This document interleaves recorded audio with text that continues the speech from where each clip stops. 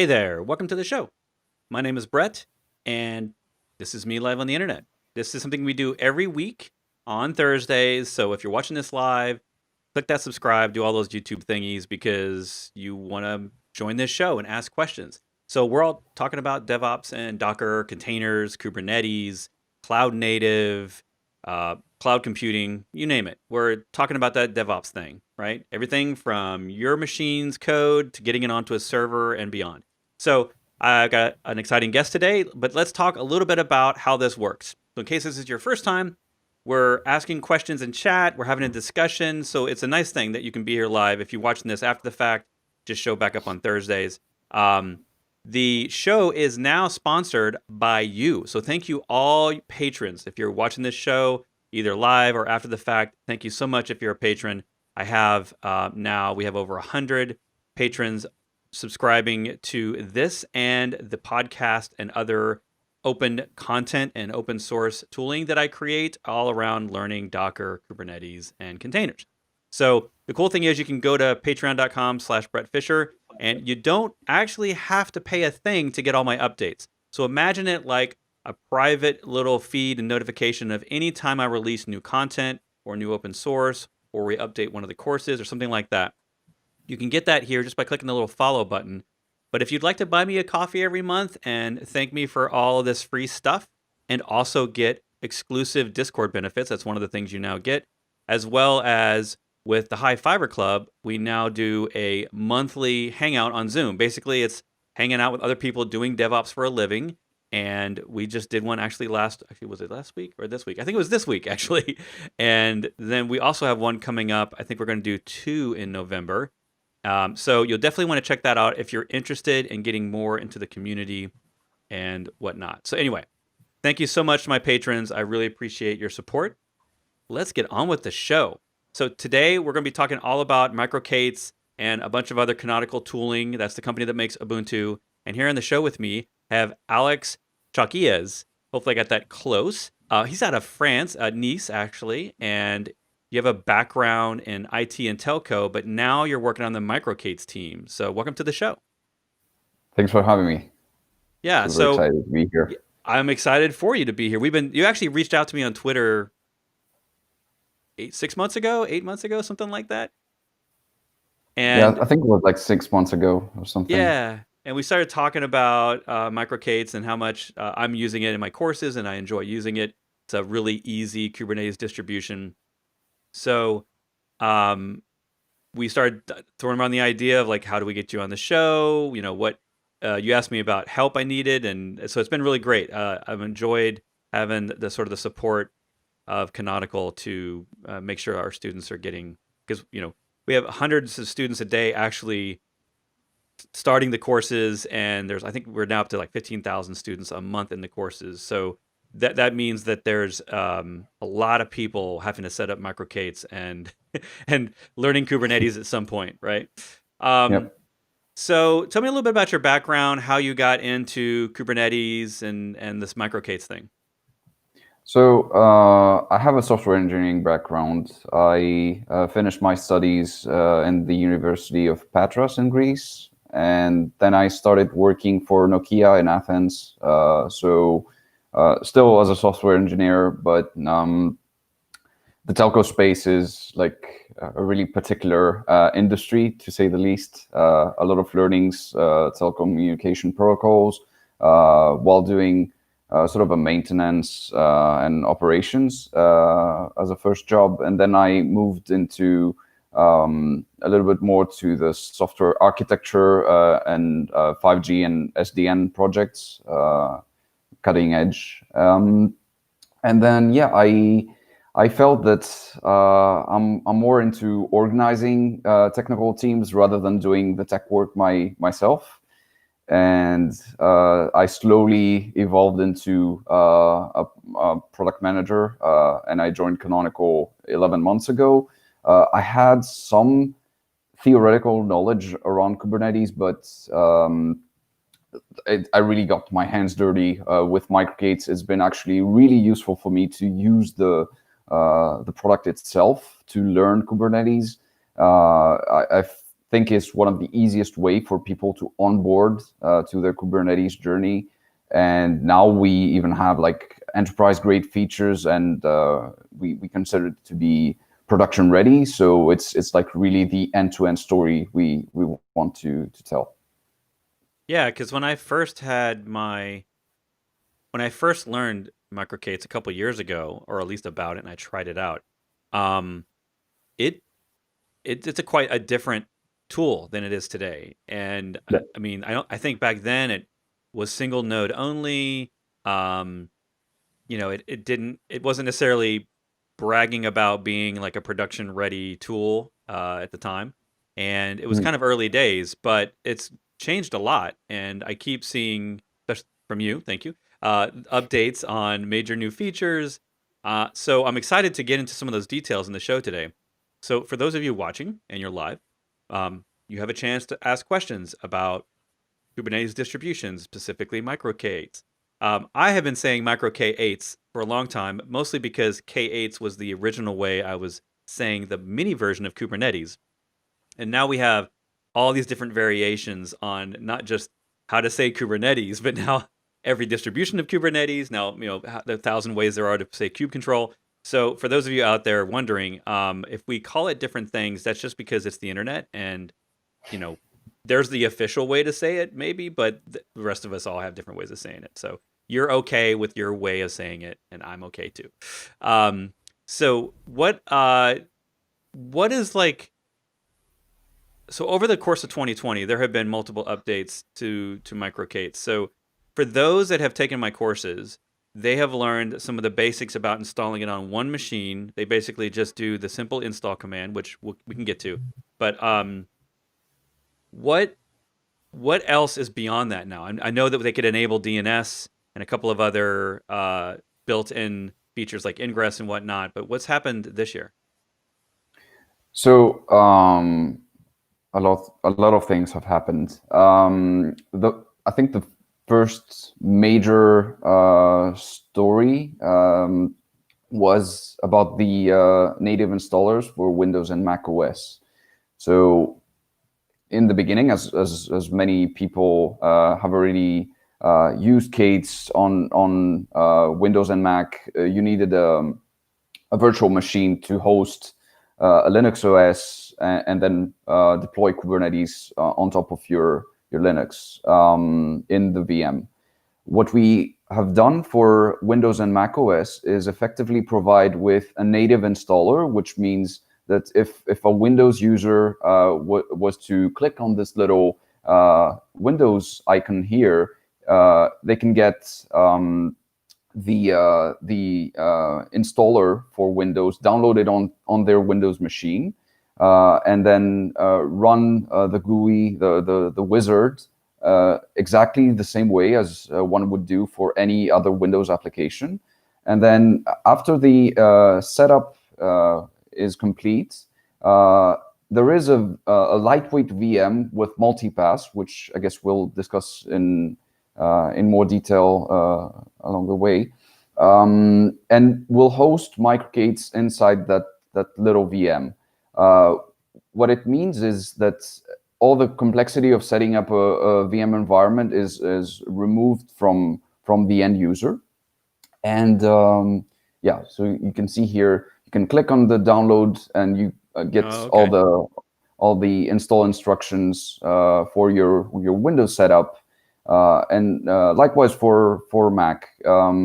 So our goal with MicroK8s is to remove all the complexity of setting up the Kubernetes, because we feel that it's really going towards the commoditization. Everybody needs a Kubernetes nowadays, and we want to help users just get on with it and just focus on where the value lies, which is container development. So they don't need to care about their Kubernetes, and we think we've gotten it right to take care of about all the intricacies that come with deploying the platform. Yeah, so Nice. that's about that is about the Windows and Mac installers. So if you click on the Mac icon, you would get all the guidelines on how to install on Mac. And then we have had the general availability of the HA features. So highly available Kubernetes is something really necessary for production. We have been supporting multi-node instances for quite some time now, I think from the late 2019. But now, as you install the latest version of MicroK8s, it comes with HA as a default. And yeah, we're super excited about having this really enterprise-grade story to enable like our customers and businesses drive their container use cases on top. Yeah. I'm actually replying to one of the chats. So we're going to try to keep Sarge TT is asking some questions, and there's some good ones, but we're going to keep the conversation focused around MicroK8s and some of the other canonical tooling, and talking about specific network implementations. So asking about KOps and then other things like Calico, Cilium, Flannel. That will be for a different show, but that's a good one. Those are good questions. So what I used to tell people was, a year ago, I was saying, first you need a Linux machine, and you can do that with multipass.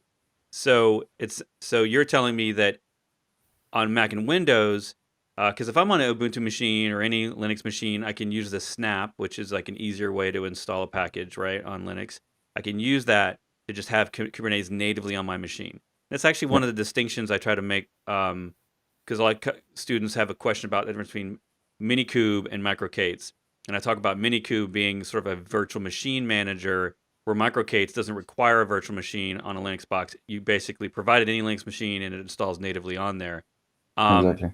But now on Windows and Mac, they don't have to go get multipass separately. They can just download a GUI, kind of like the Docker desktop experience, right? Where they can just they install this thing and then it works out of the box. Since we've talked about multipass several times, let's just talk about that, because that is another one of my favorite tools, and I use it all the time. So what is this thing, multipass? I sometimes have a hard time with the elevator pitch of trying to tell someone how this is different from like VirtualBox or Hyper-V or whatever, right? So they get confused about what this tool, the problem that this solves.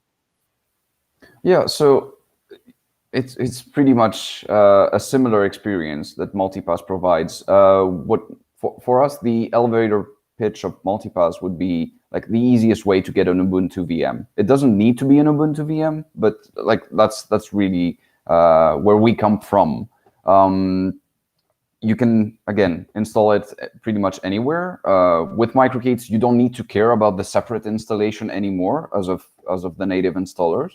So it's really just bundling the two, right? Is that what you're saying? Like bundle it? Yeah. If you're doing this for MicroK8s purposes, just go ahead and download the MicroK8s bundle. Exactly. Yeah. Yes.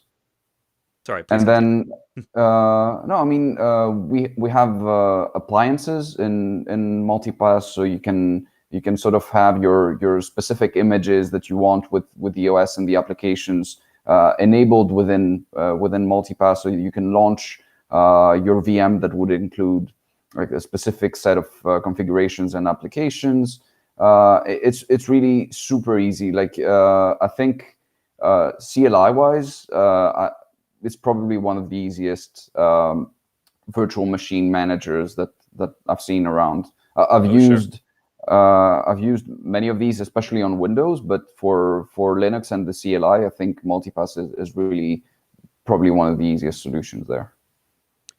Yeah, and that's one of the reasons I recommend it nowadays. For those of you that have taken one of my courses and you've heard of the Docker Machine application, it was a CLI tool that is no longer supported, actually. It still works, but it's not being maintained, so it's time for us to find a new tool. But it solved the problem of, how do I spin up multiple VMs to create a quick Docker cluster that I can run Swarm on, or I just need a couple of different Docker machines. And what it all was really doing in the background was downloading and auto provisioning a a VM, a tiny little Linux VM, and then pre-installing Docker on it, essentially. So it saved you a couple of steps, and it's certainly way faster than the old school days of, download an Ubuntu ISO, right, and then make a custom VM, then mount that, go through the whole installation, next, picking my keyboard, all those different things I have to choose, and then maybe 20 minutes later, I have a VM that runs Ubuntu. Whereas, so Docker Desktop solved that, but it's not going. It's going away, and it only was for Docker. It didn't help you with Kubernetes. It didn't really work with Kubernetes. Didn't have any way to install Kubernetes. So I have started about a year ago. I was starting to use this as my default way for basically just provisioning any Linux VM, anything I needed locally on my machine, and whether I was on Mac, Windows, or Linux, it would just figure out the right way to do that for my OS without me having to pick my proper virtualization technology or whatever driver that I had to deal with for virtualization. It just would choose all that for me, and then within, it would download. I think it's like around an 800 meg ISO file. Basically, it downloads the pre-configured latest Ubuntu, and you can specify different versions. I think they might even show that example here. But I started using it. So if I went to the command line now and did a multipass list, I would have like 8 different VMs, one for each version of Kubernetes over the last 5 versions, one that's just Linux without Kubernetes, one that I might be running an old version of Ubuntu to basically simulate, maybe a production server I have that's on, 14 release or a 16 LTS, something like that. So if those of you are out there, this show wasn't meant to be about multipass, but if you need a way to spin up Linux VMs quickly, I love this tool. So definitely check it out. I just learned before we started the show from Alex that it's now bundled into MicroK8s. So if you're just trying to get some local Kubernetes, then you maybe don't even need to go download multipass manually. I'm curious though, if I install if I install MicroK8s from here, do I get the multipass command line? Is it like a full multipass install? Yeah, it is a full multipass install. So the install happens only on Windows and Mac, because on Linux you don't really need a Linux VM on top, of course. But yeah, you get the full multipass. You can see the little icon running in your services, and yeah, you get the multipass CLI, and effectively you can use either the host native CLI to run your Linux commands, or the multipass CLI. So it's really up to the user what they want to use. Yeah, and then in chat, let's look at some of the questions here. Donald's asking, can you run Docker Desktop and MicroK8s on the same machine? Absolutely. We got Nuno in the chat. What's up, Corsair? Yeah, what's up, Nuno? Another Docker captain in the room. So absolutely, yes, you can. There's no magic with multipass or MicroK8s. Multipass is a virtualization machine manager, right? So it just happens to provide the OS for that VM and the VM. It layers over top of that whatever VM solution. So it's not replacing Hyper-V or any of VMware or any of these other things that you would do. It's just picking one or providing you one out of the box a little bit. It's a little bit of the ease of use factor, but you're still going to need something in the background, right? It's still running a VM. It's just creating that for you. So with the case of the MicroK8s, that may not need a VM. If you're already on a Linux box, or if you already have a Linux VM in the cloud on your local machine, if it's not using multipass, it's just provided by something else. Like, for example, I have a full Mint OS Linux variant that I use. I play around with it just to kind of play with Mint, which runs, it's basically on top of an Ubuntu install, and it provides a different GUI than Ubuntu. So on that machine, it's already in a Parallels VM on my Mac. So I don't need in order to get MicroK8s on it, I don't need multipass, because that's to create other VMs. And sometimes I think some people get confused a little bit. It's hard for me to explain it. Sometimes people are like, "But wait, what is this doing? That is this providing both tools?" So just realize that MicroK8s is a Kubernetes distribution. You can run it anywhere. And multipass is a local VM manager. It sort of automates VM setup, tear down, swapping between them. It gets you a quick shell, so you don't have to run Like if you've ever had to use VirtualBox and to get a shell in there, you either have to figure out how to SSH in, which is always a pain, or you have to run, actually use their GUI for the actual terminal, and that sucks because you don't have your local tooling. So with Multipass, it's easy. You can just shell right in, and you can hop back and forth, copy files in. It's great. So let's see what other questions we have. So I'm going to see, go I ahead. see two questions asking pretty much the same thing about the MicroK8's bare metal support. The answer is yes. You can run MicroK8s directly on bare metal. Should be production ready, given the fact that we also support HA. So if you want to cluster multiple bare metal machines, you can do so. Nice. Yeah, because I know that specifically on your website, you've mentioned IoT, which is usually going to be bare metal. Yeah. And it's, I don't see the question. Okay, I lost the question. How many worker nodes can we join, and how many master nodes can we initiate? So this gets a little bit into the HA. Yes.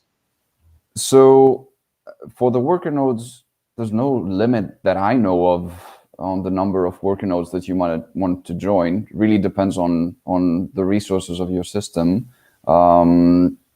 And then, so the thing with HA is that I think I need to share my sort of small slide in how this works, because I think it would be easier for people to really understand the intricacies.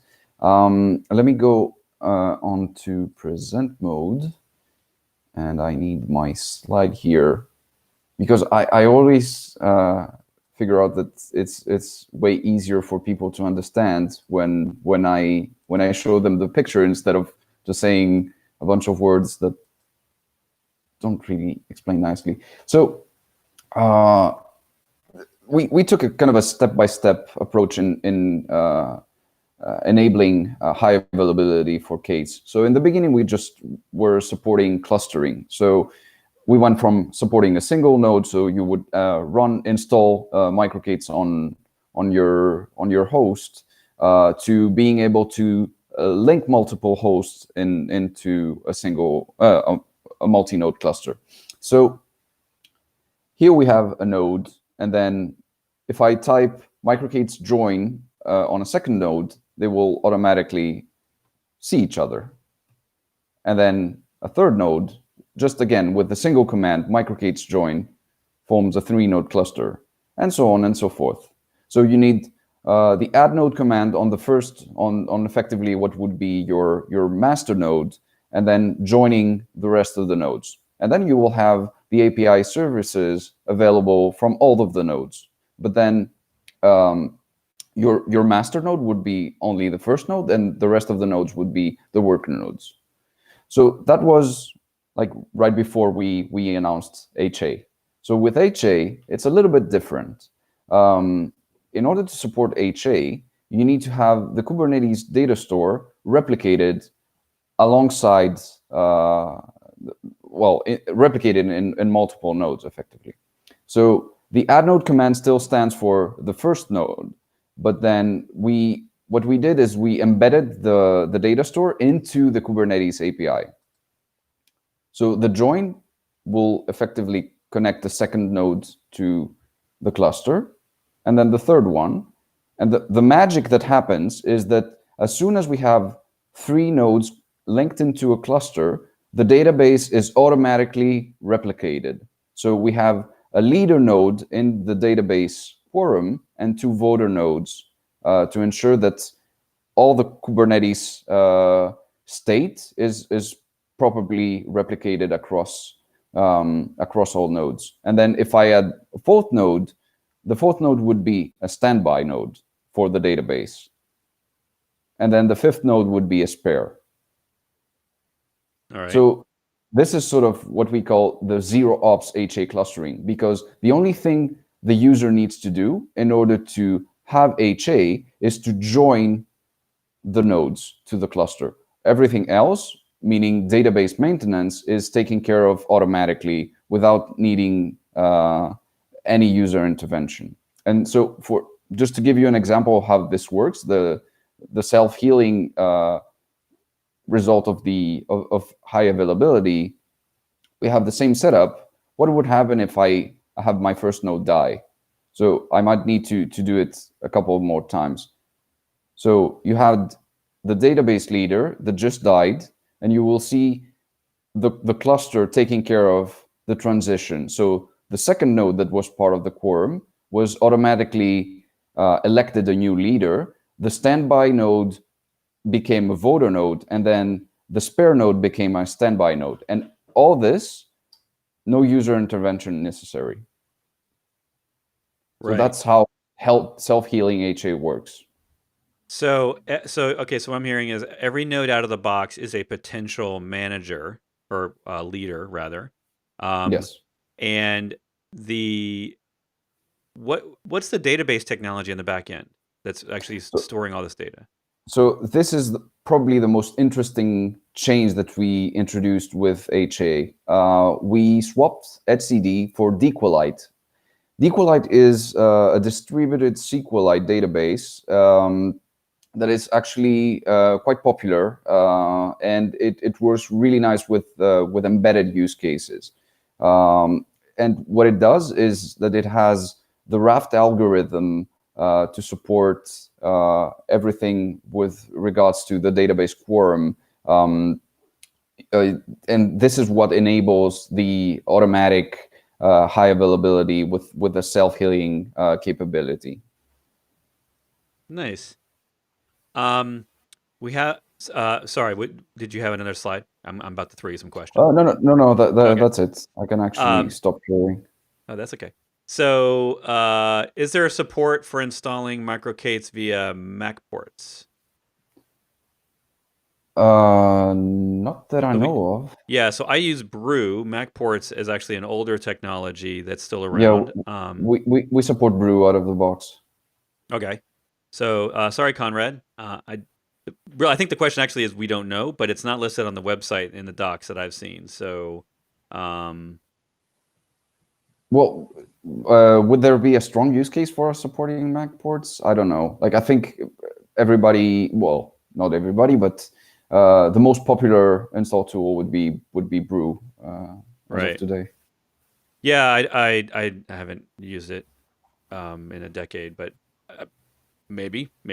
Let us know, Conrad. Why are you using the Mac ports? Is there something I don't know? I mean, you can use Mac ports and Brew at the same time, as far as I know. Yeah. Okay. He's saying I'm running Mac ports today. So the other option is, so you got GUI and Brew. Is there a GUI install for Windows, or is it just for Mac, or is it only Brew on Mac? There's a GUI install for Windows, but I don't see it necessarily for Mac. No, it's GUI on Windows with the wizard and Brew on Mac. And this is a subtle little thing because I'm looking at the website. A subtle little thing here is there used to be a dot for the MicroK8s commands. Is that changing on everything, or is that just on Mac? Or no. So we both still work. All changes are backwards compatible. In the beginning, it was MicroK8s.foo. Now it's MicroK8s space foo. But both still work. We're pushing for. We're trying to keep like the UX coherent with other products as well. So the space is the most prominent option. Nice. And then for those of you getting started, I would definitely recommend you do things like enabling DNS. Like it says here, MicroK8s enable dashboard and DNS. So dashboard is the GUI, the official Kubernetes dashboard, and then DNS. Those are my most popular two choices if you're just getting started locally. We talk about those in the Kubernetes Mastery course. And then let's see what else. Any reason for all nodes showing up as workers on HA? Yeah, that's a great question. So with HA, I think I said it before, all nodes are an API endpoint. All nodes are worker nodes as well. The data store is embedded into the API server, and we have all these different roles for the data store node. So you have a leader, you have voters, you have standby, and you have spares. The reason is we wanted to simplify the operations. Effectively, when with HA, as soon as you have 3 or more nodes, you can use the kubectl commands everywhere on all nodes, which is really cool. Okay. So how, because I know that I've had students ask me about seeing the indication when they get nodes, right? When they do a kube control get nodes.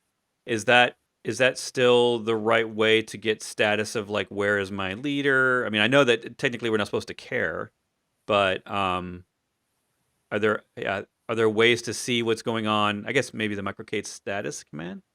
So the status command will give you like the IPs of the quorum, so the data store replication nodes, and then the kubectl get nodes is also showing you what nodes are part of your cluster. So let me just make sure I'm clear. So the kube control get nodes command isn't going to provide the status of who's leader, who's No, yeah, okay, because this is Kubernetes data store specific. That has nothing to do right, with the node itself. right. Okay, so I hope that helps, Jose. Maximum and minimums of micro-K8s number of pods, master nodes, worker nodes. Okay, so we already kind of answered that. Current K8s available. How can we upgrade? Ooh, so that's a good question. Upgrading. Yeah, that's a really What's that good about? question. So in terms of support, we always commit to support the latest 3 upstream versions. So right now we're on the latest one -2. So 119 is the latest stable version for micro-K8s as well. What you would do is that you can subscribe to different Snap tracks to sort of say, I want to be on Edge, I want to be on Beta, and then really decide how you want to take it. So either you're on the latest and greatest, or you're on the latest stable, or and in the end, with the Snap mechanism also provides you a way to automatically update from version to version. And you can always control the updates if you want to have it or not. Right. And so yeah, for those of you out there that haven't installed this, make sure you're thinking about Snap as a technology. You might want to learn a little bit about that. It is not the same as apt or yum, so you definitely want to look into In that.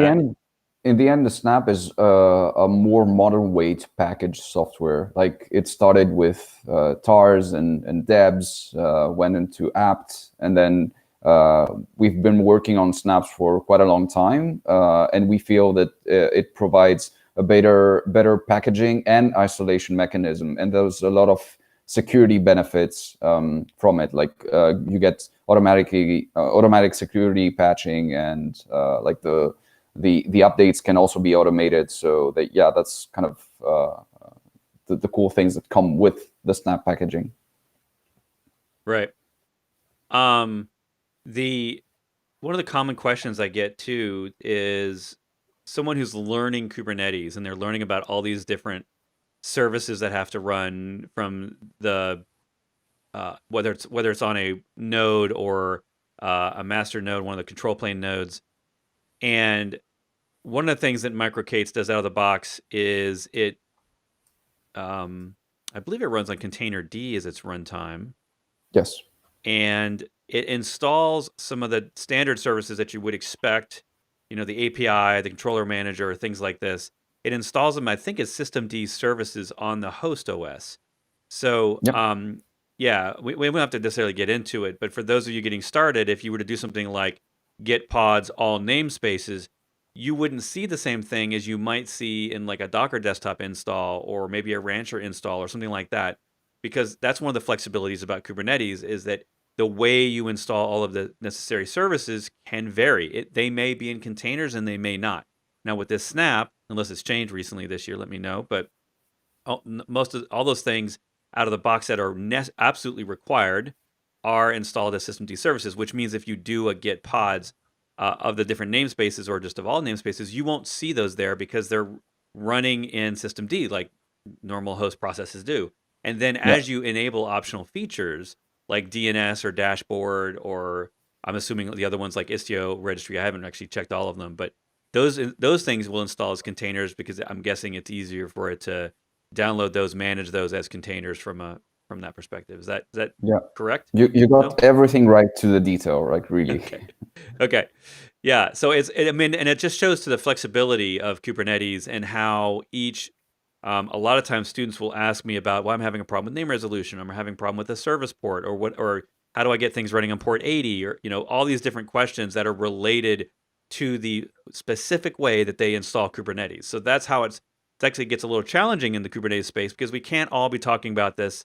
The design of the architecture, the infrastructure, it's all different depending on your distribution. So you first have to answer that question of, so if you're going to, by the way, pro tip, you're asking questions of, like in this case, about something specific like that, you always have to frame the question with, I am using MicroK8s, or I am using Docker Desktop, or I am using a, AWS, Kubernetes VM or something like that. You have to give us the way you installed Kubernetes, because that will completely change how networking works, how ingress works, proxies, all that stuff.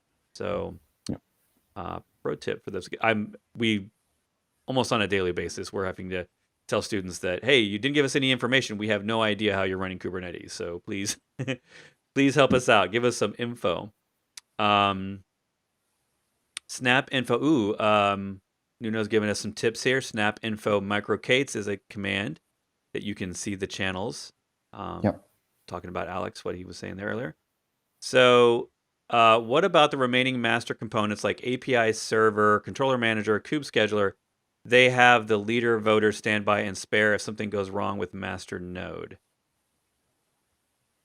I think what they're asking is that, how do the individual components relate to this leader standby relationship thing? So I don't think they're tied into the leader, voter, standby, spare, because these refer to the roles within the database quorum.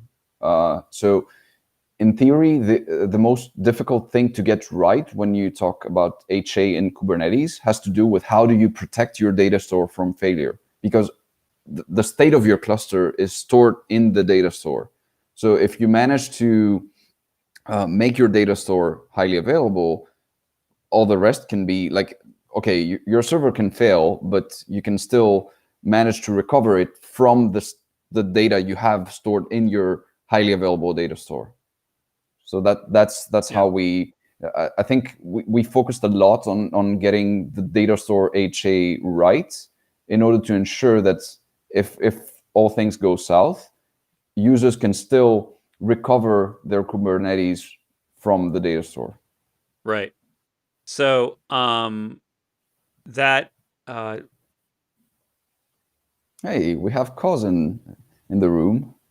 Oh. So Koz, shout out to my fellow Greek senior engineer behind MicroK8s.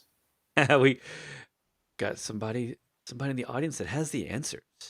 Yeah. All nodes run the API server. We run 3 instances of the scheduler and the controller manager all the time. Oh, interesting. Okay. So that's pretty interesting.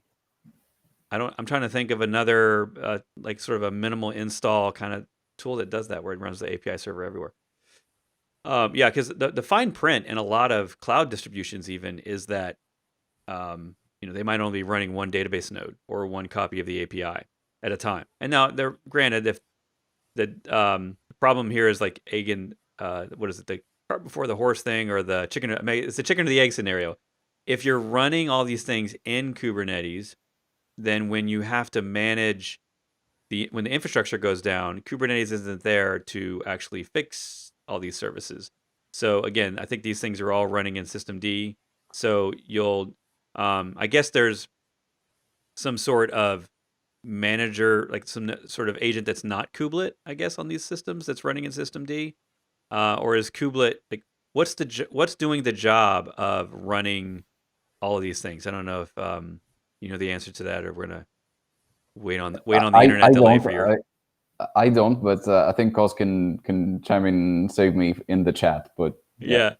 So yeah, it's about 20-second delay, so we'll wait for the answer on that. But we'll So skip to either another way, question. what that reminds me, I think we should direct our users to our Discourse page. So if you go onto microcades.io and you have any questions, like however technical, there's a community tab that you can open, and feel free to drop in any question or feedback that you might have, because yeah, we're really interested in hearing back from the community, and yeah, the team is super like on it to address like all possible questions Oh, that the users nice. might have. Yeah, I'll throw this in chat. Yeah. Um, and one question I got in chat was, do you prefer using microcates over K3S from Rancher? Which approach do you think it is more agnostic? I would say that I would probably okay. I got into microcates before K3S was easy to install, and there's some tools out there that help with that with K3S or K3s, whichever way you want to say it. And so I probably lean towards microcates just because I know it better. I'm not saying they both run Kubernetes, and now they both do HA Kubernetes, and they both have installers. So it's really up to you which ecosystem you want to be in. Um, they both are going to run, support all the standard Kubernetes API stuff. But which approach do you think is more agnostic? I would probably lean toward microcates because, and not that you need it to be agnostic, but things are modular in microcates, which is a normal process for your Kubernetes installs, as you have all these different services, and your things are sort of spread out a little bit. Whereas with K3S is designed specifically around a single binary, removing a lot of the things that aren't necessary. So that's not a bad thing. But I would say that for you, if you're interested in comparing the two, just try both out. And if you like the K3S command line, or if you like, if you like the way that Ubuntu provides a snap install, right? Because that's not something that I'm aware of that K3S has. So it's really about what tool you prefer deploying and managing. Some people are already running Ubuntu and they're used to snaps and they're very comfortable with that, so that would make sense. Some people are totally in the Rancher world and they're using all the other Rancher tools, and they're using the Rancher Kubernetes and the Rancher kube install tools and stuff like that. So K3S would make sense for them. Also, both of these, if I understand it correctly, can I get? That's not a question that's been asked, but this is like the enterprise money question. Can I get enterprise support for microcates through Canonical? Is that a Yeah, part of the? absolutely, you can. Yeah. Yeah. Yeah, so if you're someone who's already getting enterprise support through someone like Canonical, then that makes sense to align your vendors. A lot of times when I'm talking to customers about which Kubernetes they need to choose, because there's 100 distributions, it really becomes a question of, well, what vendor relationships do you already have? And, what are you already paying for? Because you may already have it, right? You may, depending on, if you're on Red Hat, you're going to be looking at Red Hat. If you're on VMware, you're going to be looking at VMware. So that's not necessarily the decision they always make, because I just ended up having a client the other week that chose a different Kubernetes vendor than their main infrastructure vendor. But sometimes that's the way you got to go. Or if this is just a personal project, like go with something easy. I also like that microcates for learning. I think it's one of the easiest ways to learn Kubernetes, because it now comes with the installer for your VM platform. So when you take my courses, it's one of the three main ways I recommend that you try out Kubernetes. One of them is Docker Desktop, one of them is Minikube, and then now microcates is in there as well, because it tends to be my go-to, more so nowadays than like Kind or Minikube or something like that. So Yeah. all right, did I provide enough filler for us to get the answer there? Oh, all No, Kubernetes services are systemd services. All right. Cool. yeah. I think you got it super right with regards to the differences between the two distributions. I get that question a lot. I think you provided a really good answer. It's really it really boils down to what the user is looking for. I feel that we are mostly focusing on removing the friction and going towards that zero ops user experience where you don't really need to go into the weeds of Kubernetes, including the add-ons. Like I saw Nuno addressing this in the chat, the add-ons management, as he calls it. So we try to provide the most popular Kubernetes tools or add-ons as a single command. So you can do micro-k8s enable foo, and you get like probably the most comprehensive set of Kubernetes plugins that you would want to have around your distribution, like Istio or Prometheus or Grafana or DNS and so on and so forth. Whereas in K3S, you would need to still do like the manual setup of all these.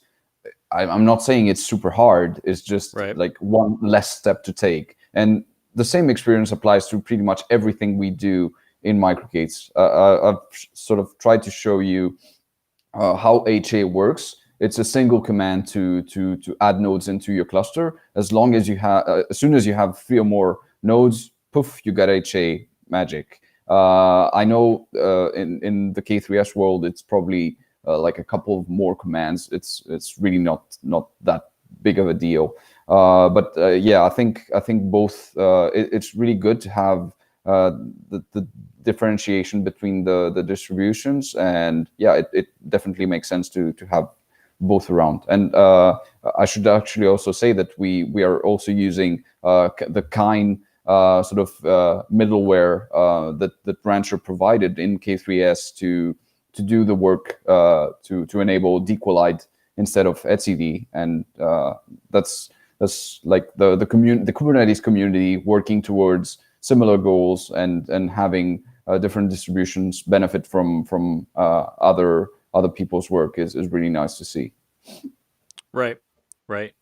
Yeah, there was some questions around can you non-system D systems, can you run micro-k8s on them? And the answer is no. So which I'm sure there are Linux distributions that don't use systemd, but I haven't seen one in a while. So not that it doesn't exist, it's just it's not common, as near as common as in my experience at least. So it is a hard dependency on systemd to run that stuff in the background. And obviously you have to have snap, like you have to have snap installed in that Linux distribution to be able to install it. So let's see. Yeah, it's hard requirement set by snap. Oh, you cannot have snaps without systemd. It's a hard requirement set by snapd. All right, there you go. And let's see. There was one other question I missed.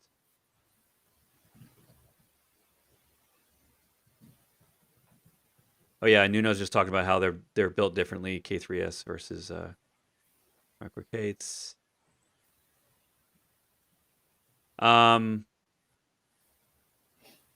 Let's see. Yeah, I'm not going to answer any. We're not going to talk about off-topic questions. Sorry about that. There was a question on how to run on containers and 2 different cloud providers behind a load balancer of some kind of routing mechanism.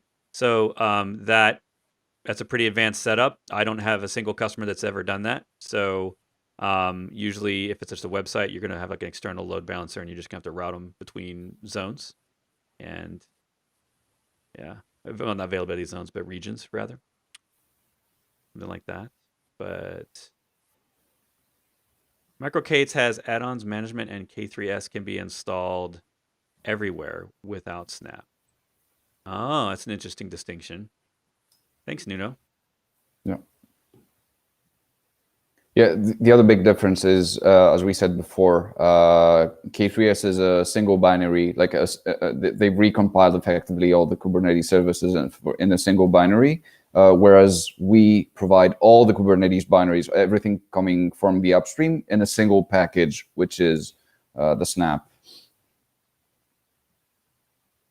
Right. compatible container platforms for MicroK8s. So I'm not sure what that question means. What Container do you runtimes, maybe? Yeah, what do you consider a container platform? So we'll wait for that answer in chat. But yeah, if you're talking about runtimes, it uses containerd out of the box, which is the same thing that Docker uses. So, in fact, you can have Docker and MicroK8s on the same server, same system, but they won't interfere with each other. They're separate. I can actually, in other words, Docker's not a dependency of MicroK8s because it doesn't need to be. Most people that are running Kubernetes, especially if they're running a distribution, we have an increasing runtime. number of them there. They're using containerd. So there's a slow shift from Kubernetes distributions automating the install of containerd rather than you having to go and manually install Docker yourself. But because the reality is once you have Kubernetes installed, unless there's a hard requirement on a feature of Docker, you're not usually using the Docker command line anymore. So, there's lots of reasons you might need to run Docker, but you don't necessarily have to have it running under your Kubernetes for you.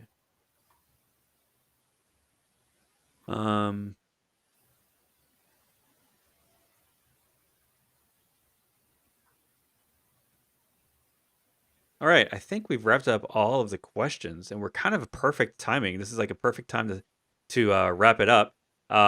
We've still got some answers. So if you have chat questions, we're still getting chat answers for them.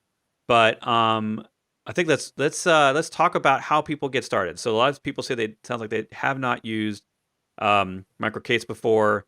So it sounds like, what are you going to recommend? Go to the website, go to the homepage. Yeah, so go to the homepage, microk8s.io, select the platform that you want to install MicroK8s on, and just follow the instructions. Super easy. Single command on Linux, just a single installer on Windows, and I guess a couple of commands on Mac OS.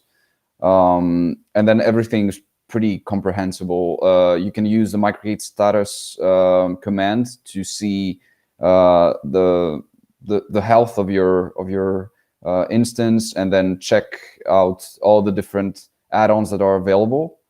I've listed some of them before, but the list is a little bit more extensive than what I listed before. And yeah, you can also follow the tutorials that are on the website to get you started. We have a Raspberry Pi tutorial. We have the clustering tutorial. And we'll keep adding to the list of tutorials that we provide to our users. And of course, we are an open source community as well. Everybody can contribute. Like if you have any cool use case that you are playing with, feel free to contribute a tutorial to the website. Happy to discuss with you further. And then, yeah, I mean, in terms of production grade and our shift towards the enterprise, I think we're getting better and better at addressing needs, especially with Edge and IoT. And yeah, hopefully we'll have some case studies out there soon, because people are also asking us, like, okay, I have this sort of super important production story that and I'm interested in using MicroK8s because it's so simple. But can I have some specific examples? So in the past, we weren't really allowed to be public with our customers, but hopefully we'll have something there soon. Very nice. Is there, by the way, is there a distribution list or some way that I can get notified of new updates? How do I stay aware of the changes going on in the MicroK8s community? So if you go on the docs, there are release notes with all the changes that occur, and actually causes always sending an email and an update on the Kubernetes main websites. These are the two most prominent ways to get informed about latest changes. And we also have a Kubernetes Slack channel. So in the Kubernetes Slack, you can find Hash Microcates channel to discuss with the team. And I think I've listed everything. We also have a YouTube channel with some cool demos and a few intro videos around Microcates. So I can share that with you. It's called Celebrate Ubuntu, and you'll find the Microcates videos underneath our channel. Yeah. Let's see. Celebrate Celebrate YouTube? Ubuntu. Yep, YouTube/Celebrate Ubuntu.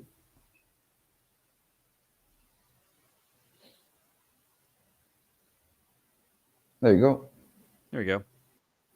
I'm going to throw that into chat. Oh.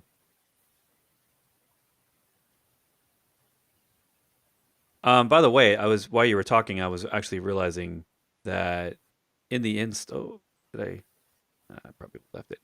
The install right down here, the alias. So for those of you getting started, this trips up a lot of my students as well. Don't go and install. Okay, so when you install Microcates, it's not going to give you. You can't just type kube control, and that doesn't mean that you should go and install kube control. What you should be doing is this. Like, you should be looking at the fact that Microcates provides you kube control out of the box, but it's not going. It doesn't want to conflict with maybe another kube control install that you already have running, a different, that binary directly. So they have a nice little alias that they recommend. I do the same thing for multipass. I actually just alias MP to multipass, and that way you're not stepping on the foot of kube control. And here's the important reason why: is that you might have multiple clusters. Right. So if you're on your local command line and you maybe manage remote clusters and they have different versions, the kube control command line can only be so many versions. I think it's 2 versions out of date from that cluster. So the nice thing is if you follow the directions here in the getting started guide, that will make sure that your Microcates kube control command line also stays versioned with your Microcates itself. I messed that up when I first started using it and didn't quite understand the nuances. Also, it automatically manages the certificate of you getting into your cluster, so you don't have to worry about that either, where you would maybe have to do a little bit of manual finagling if you were separating out your kube control command line install from the Microcates. So the nice thing is here, kind of like how the Docker desktop does this, Microcates manages the CLI for you as well as the server components. So I highly recommend you do that method instead of manually installing kube control and then trying to make it work, because that's more work for really no benefit. I saw this and went, oh yeah, I need to put this in my courses because I don't actually make that obvious enough. But Alex, we've got still a lot more questions, but unfortunately, I don't think we're going to be able to get to all of them today. So Jorn, I saw your question on a very specific question. So hopefully you can get some answers to that in chat. I didn't want to go down that rabbit hole. Sorry for asking about 30 to 40 millisecond delay between nodes and how does HA handle that. And that's a very specific setup.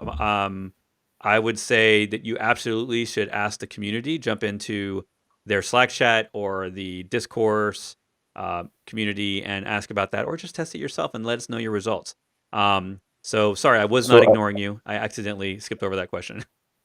I see a couple of questions that we've already answered. So I would invite the people, like especially the Microcates versus K3s that's been covered in detail, and Helder. Again, Microcates is production ready. We just launched general availability for HA, so we're quite optimistic that it can take heavy hits and still be up and running. That's the whole purpose of this launch. Yeah, that's great. And congratulations on HA. That's a big, huge win, and something that's I think is going to help a lot of people that were already learning Microcates and now can actually use it in a more production businessy type of scenario, instead of having to learn a whole different tool that does things differently.